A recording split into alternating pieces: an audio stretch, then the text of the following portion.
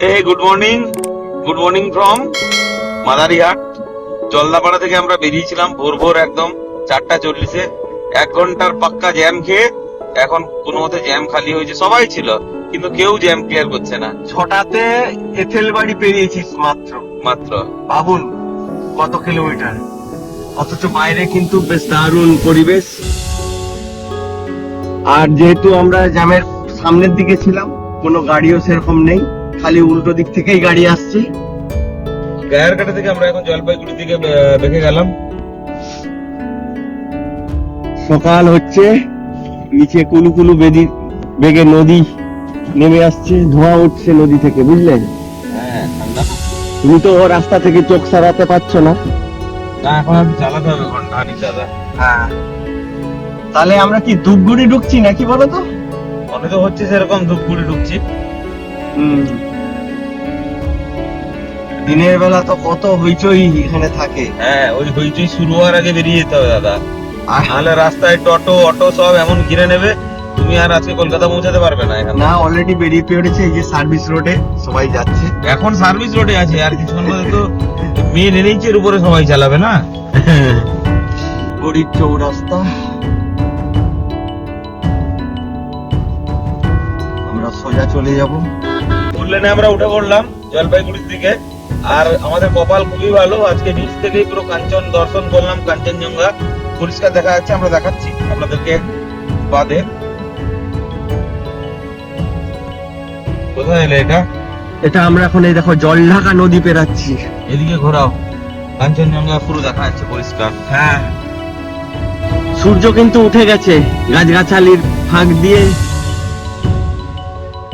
আমাদেরকে দেখা দিচ্ছে।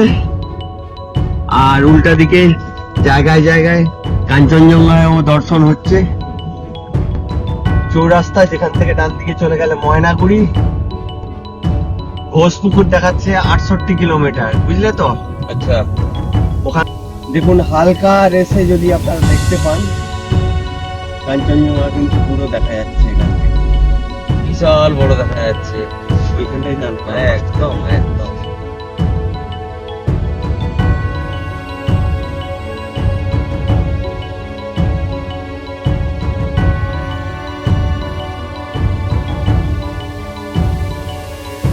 Circuit branch of high court. আচ্ছা, নর্থ বেঙ্গলের তাহলে এটা। বেশ বড়, এই যে লেখাটা রয়েছে ক্যালকাটা হাইকোর্টের একটা সার্কিট ব্রাঞ্চ এটা। আর এই সকালে রোদ পড়েছে।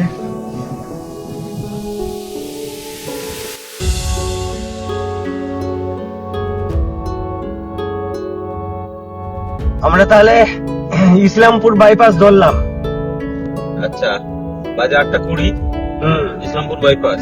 দেখি আজকে কিরকম কি পৌঁছানো যায়। তা ইসলামপুর বাইপাস পেরিয়ে এলে তো?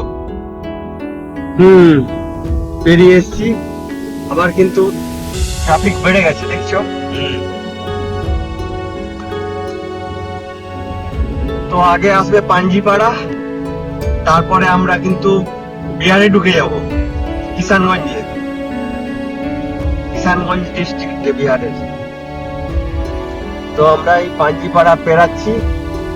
বাম দিকে পাঞ্জিপাড়া পুলিশ ফাঁড়ি ছিল, আর ডান দিকে আরেকটু এগিয়ে গেলে পাঞ্জিপাড়া স্টেশন রয়েছে, রেল স্টেশন। ঘটনাচক্রে আমরা একবার পাঞ্জিপাড়াতে ছিলাম, ওই অব্দি পৌঁছাতে পেরেছিলাম, অনেক রাত হয়ে গেছে। হ্যাঁ, আর পাঞ্জিপাড়া এপাশে মোটামুটি পশ্চিমবঙ্গের মধ্যে লাস্ট, এরপরেই কিষানগঞ্জ ঢুকে যায়।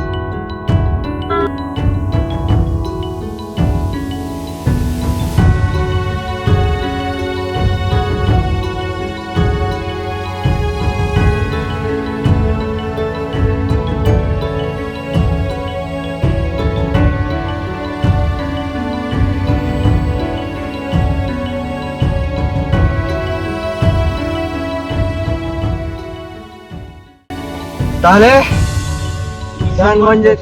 কিষানগঞ্জের ফ্লাইওভারের উপরে আছে। ফুলকপি দেখো কত বড় বড় মন্ডি রয়েছে, মানে সবজি মন্ডি। ডালকোলার সবজি মন্ডি।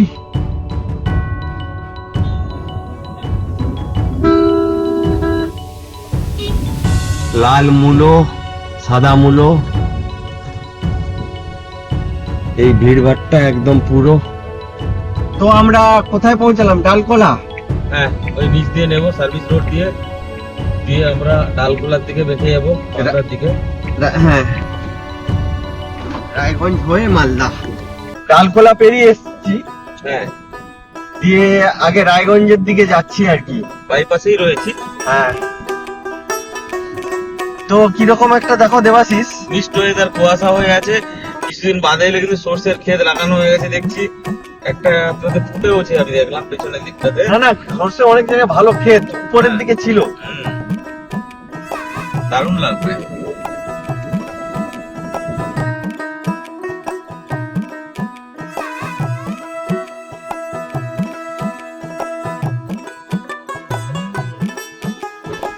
তো এখন 10টা বেজে গেছে, তো আমরা আছি রায়গঞ্জ বাইপাস রোডে। হ্যাঁ, অনেকটাই কভার হয়ে গেছে। মালদা 100 কিলোমিটারের কাছাকাছি রাস্তা আছে, বা কম হবে একটু। মালদা পৌঁছে যাই আগে, তারপরে দেখা যাবে।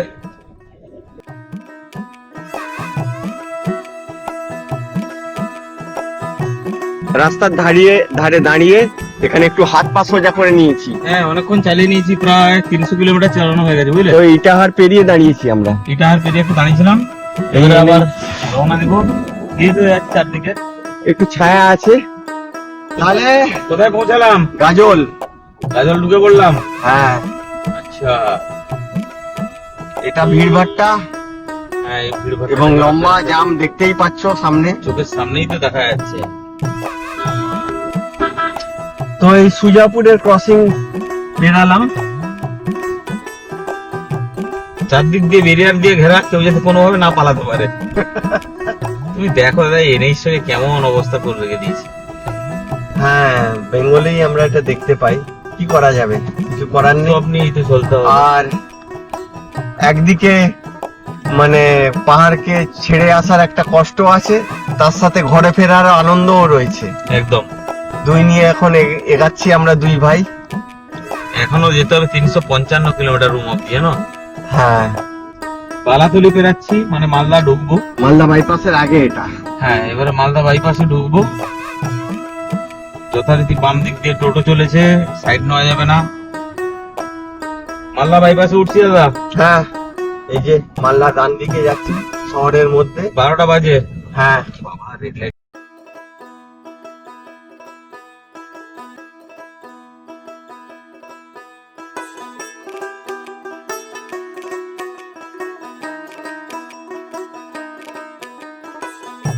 মালদা বাইপাস শেষ, কিন্তু মালদা শহর লম্বা ডান দিকে থেকে লাইন। গেল। হ্যাঁ,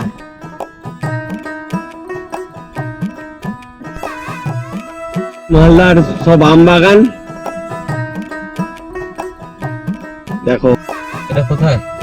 এটা সুজাপুর পৌঁছালাম আর কি।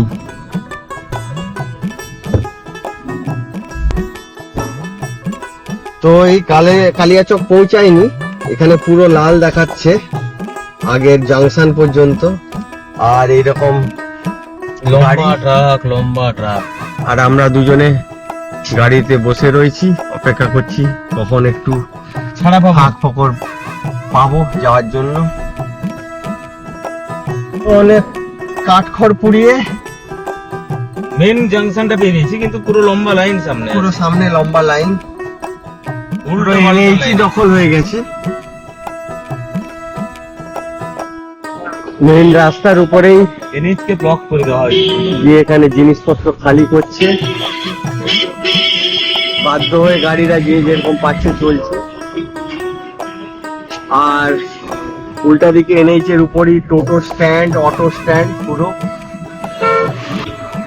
তার মধ্যে আবার এনএইচ কেও কেটে দিয়েছে। হ্যাঁ, কাজও চলছে।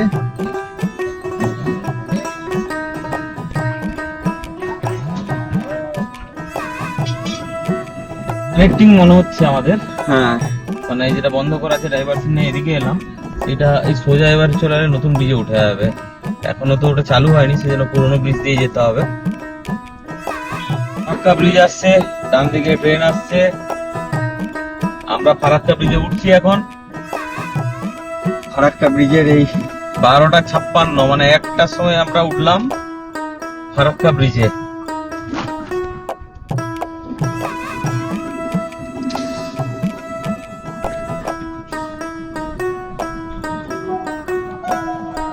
এদিকে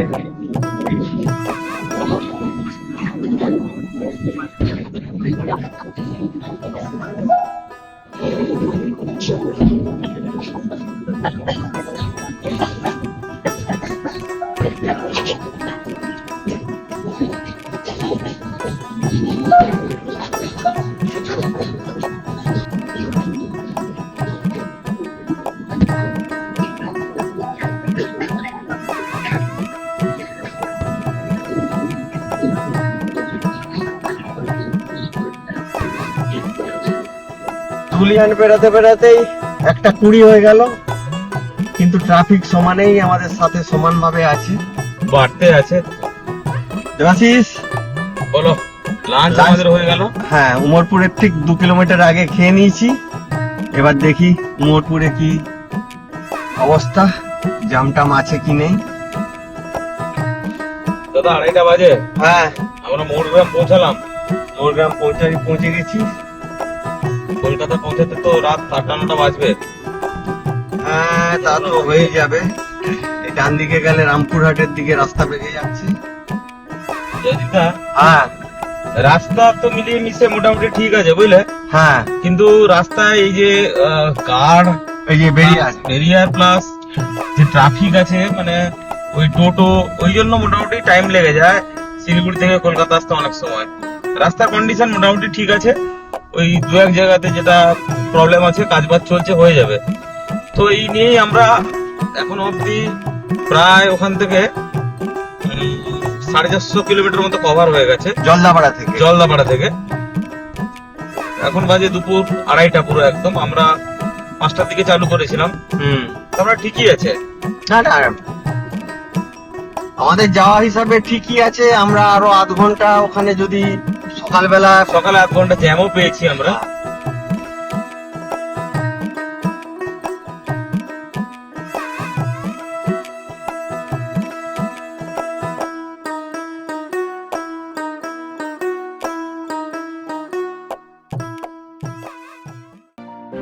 এই সামনেও দেখো। তবে বহরমপুর বাইপাসটায় না জয়দা, হ্যাঁ, একটু ছাল উঠে গেছে, মানে গাড্ডা গাড্ডা হয়ে গেছে বুঝলে। আচ্ছা। আগে যতটা ঝাঁ চকচকে ছিল, এবারে মাঝে মাঝে ইয়ে হয়েছে, গঠন। হ্যাঁ, আমি সবাইকে রোড দেখাচ্ছি। এগুলোতে তো কম আছে, কিন্তু এই যে বাবলস হয়ে গেছে পুরো। হুম, দারুণ লাগছে কিন্তু। এদিকে দেখো, অসাধারণ, পুরো হলুদ হয়ে গেছে একদম। পুরো মাঠ হলুদ। যা যাবো, হুম, এই যে বহরমপুর বাইপাস ধরবো আর নদী পেরাচ্ছি। কি নদী দাদা এটা? এটা বহরমপুর বাইপাসের উপরে নদী। এটা হুগলি নদী হয়ে গেছে এখন, জানো তো। হ্যাঁ। আর এই আমরা দুজন চলেছি ছুটে চলো ছুটে। চলো, আরো অনেকক্ষণ চালাতে হবে গাড়ি আজকে। ধৈর্য তো ধরতেই হবে ভাই। 3টে বাজতে চললো। বেলডাঙা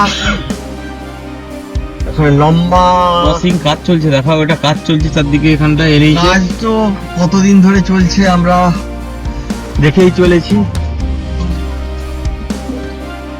আমাদের প্রথম যে সফর শুরু করেছিলাম তখন থেকেই চলছে। তাহলে দেবাশিস, কতক্ষণ ক্রসিং এ টাইম গেল? মিনিট 20। মিনিট 20 খেলাম না। হুম। বেলডাঙ্গার চৌরাস্তা, রাস্তার উপর দোকান, শীত পোশাক, ফলমূল সবই রয়েছে। তার সঙ্গে জ্যাম। জ্যাম তো কমন জিনিস। NH-12 এর কন্ডিশন দেখুন, লাখোখানিক টোটো, ট্রাক তো আছেই, টোটো দেখো। ট্রাক তো আমরা দেখাচ্ছি।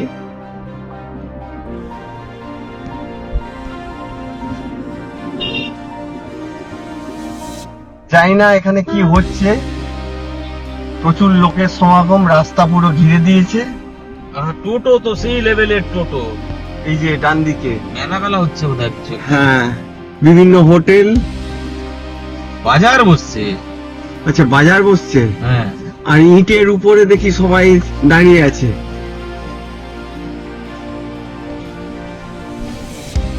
মেলা বসছে। কিসের মেলা? আরে বাবরি মসজিদের কিছু একটা দেখি লাগানো রয়েছে। ওইখানে জমায়েত হবে। হ্যাঁ, মোটামুটি 3:45-এর দিকে পলাশিতে পৌঁছালাম। জানি না এখানেও আবার জ্যাম ট্যাম আছে কিনা। এত রাস্তায় টোটো NH এর উপরে এভাবে গাড়ি চালানোটা দিনের বেলা আর কি প্রচুর চ্যালেঞ্জিং। নাহলে আপনাকে আস্তে আস্তে করে যেতে হবে। তাহলে বেথুয়া ডহরি পেরাচ্ছি, বুঝলে? হ্যাঁ, 4:10।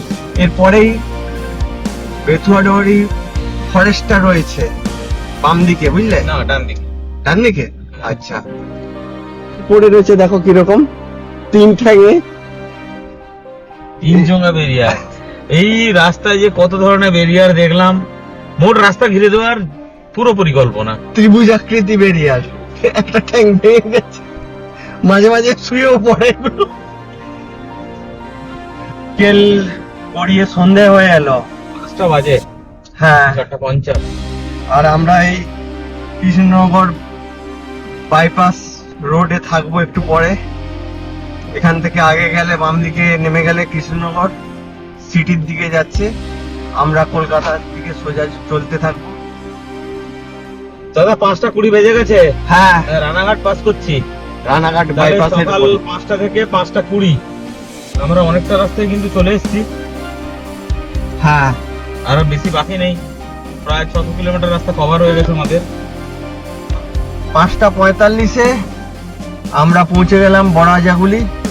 ওপাশে এনেই ছেড়ে দিলাম, দিয়ে এখন আমরা এখান থেকে কল্যাণী এক্সপ্রেস ওয়ে ধরবো। মাঝে হরিণঘাটা, মোহনপুর আর কি, আর কাঁচরাপাড়া হয়ে যাব আর কি। আমরা 6টার সময় কল্যাণী এক্সপ্রেস হাইওয়ে ধরে নিলাম। হ্যাঁ, এখান থেকে বাড়ি আর বেশি দূরে নেই, 38 কিলোমিটার এয়ারপোর্ট, আর ওখান থেকে আরো 30 কিলোমিটার মতো গেলে বাড়ি যাবো। হ্যাঁ, তো মোটামুটি চলো আর কিছুক্ষণ আমাদের সঙ্গে। বেলঘড়ি এক্সপ্রেস ধরে নিয়েছি 5:40-এ, 5:40। 6:40, সরি, 6:40। 5:40 আমরা চালু করেছিলাম। ভোর ভোর 5:40 চালু করেছিলাম। কোথায়? ওখান থেকে জামের পর থেকে 5:40-এ জলদাপাড়া। চালু করেছি। জ্যামে হ্যাঁ, আমরা জলদাপাড়া থেকে 5টায় চালু করেছি। 40 মিনিট প্রায় জ্যাম খেয়েছি। চালু করেই জ্যামে পড়ে গেছিলাম আমরা। হ্যাঁ দাদা, কলকাতা চলে এসেছি। হ্যাঁ, অনেক কষ্টে জ্যামের মধ্যে দিয়ে ফেসে ফেসে মা ফ্লাইওভার ধরলাম তো। তাহলে হ্যাঁ, JW ম্যারিয়ট, পাশে ITC রয়্যাল বেঙ্গল। তো আজকে রোড ট্রিপের আমাদের এই অফবিট অরুণাচল শেষ হলো। আপনারা টিউন থাকুন পরের আবার নেক্সট রোড ট্রিপের জন্য।